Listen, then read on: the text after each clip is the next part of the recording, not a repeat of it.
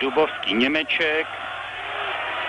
Většina našich obsazená. Petr Dubovský, výtečná přihrávka, je to 3-2. Jako přes kopírák jsme napodobili Rumuny.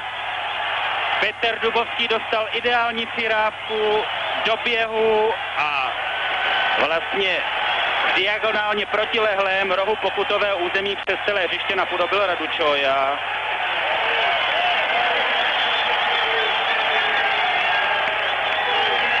Ano, na to se dívám moc pěkně. Takže z góly se roztrhl pytel. A znovu to byl Václav Němeček, který už v prvním poločase ideálně nahrával Látalovi na gól. Petr Dubovský potvrdil, že může hrát na vynikající úrovni i v mezinárodní kopané.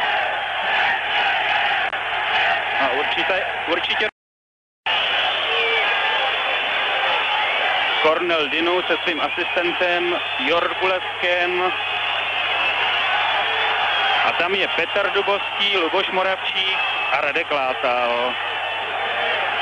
Je to naprosto ideální střelecká pozice pro volný přímý kop. Přesně ve středu pokutového území. Petr Dubovský vezme na sebe tu velkou zodpovědnost.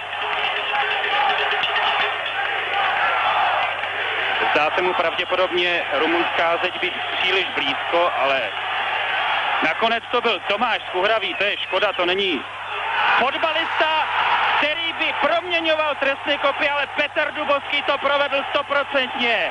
Dává svůj druhý gol v tomto utkání, vedeme 4-2 a já si troufám tvrdit, že už jsme jenom krůček od vítězství, ta radost je na místě, obrovská, pochopitelná. V 9 jsme dokázali dát Rumunům gól.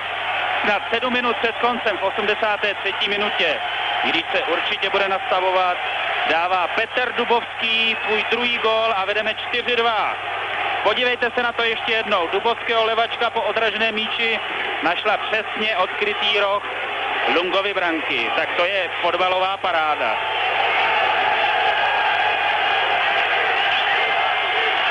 Rumuni se samozřejmě nevzdávají, ještě mají několik minutek na to, aby skorigovali výsledek a hlavně mají převahu 2 hráčů v poli.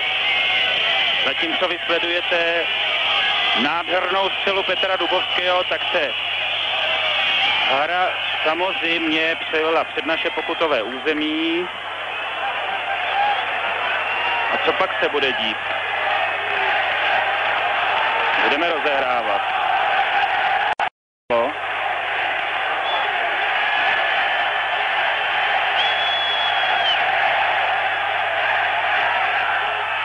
A vidíte, je to tady. Petr Dubovský dává 3. branku svého utkání a je definitivně ovšem rozhodnuto.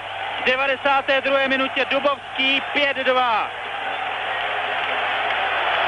Tak to je fantastická tečka za tímto zápasem. Petr Dubovský, současný i minulý král našich ligových střelců, dnes překročil svůj vlastní stín na mezinárodní scéně a odnesla to neuvěřitelně kvalitní rumunská reprezentace.